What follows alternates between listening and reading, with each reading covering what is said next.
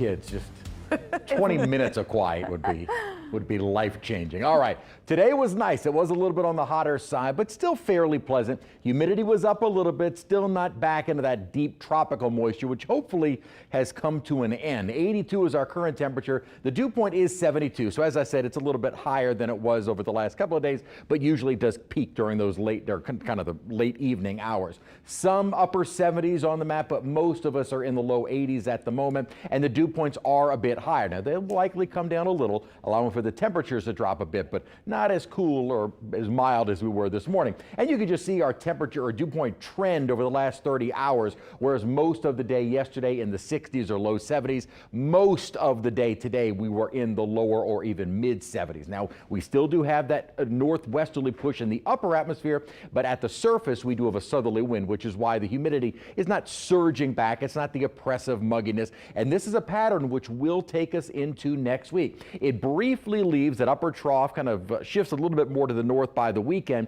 but then gets reinforced as we head into our Monday, Tuesday, Wednesday time frame, and that will push another cold front on through the area. Probably not going to see much rain with the front, a spotty shower or two at most. I think our rain chances for both Saturday and Sunday probably around 20%. So outdoor weekend plans, I think it'll be just fine. And in fact, throughout the day Sunday, maybe later in the day, we should start to feel that humidity coming down. Now, the good news is this front is going to stay offshore, and I think we're going to stay mostly sunny and dry with regards to rain chances and rather low humidity through most of next week. Some indications going toward the end of next week and next weekend. Next weekend could start to see a little bit of that mugginess coming back in, but at least going forward through this weekend and early next week, very pleasant. Surface high pressure has kind of shifted a little bit to the east, so our winds are out of the south. Not particularly strong, but enough to allow for that increase in moisture. That may help to trigger an isolated sprinkle tomorrow, but I'm leaving rain chances out for tomorrow. Not really any lifting mechanisms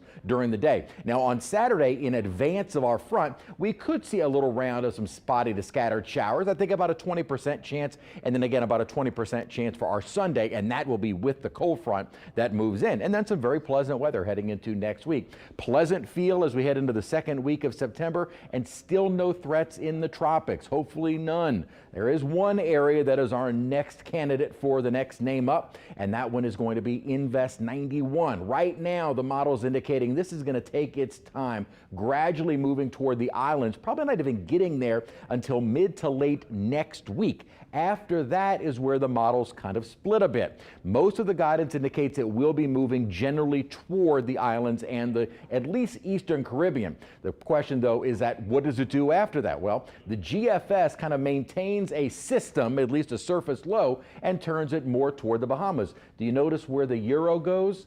It dissipates it. So there is still quite a bit of uncertainty with this one, and there is still, like I said, this is next Sunday. There's still a lot of time to watch that one. And even in that time frame, models remain pretty quiet in the Gulf. Rain chances slim to none tomorrow. We'll have about a 20% chance into the weekend. That drier air moves in, and I think high temperatures, more upper 80s or low 90s, at least a more comfortable feel next week.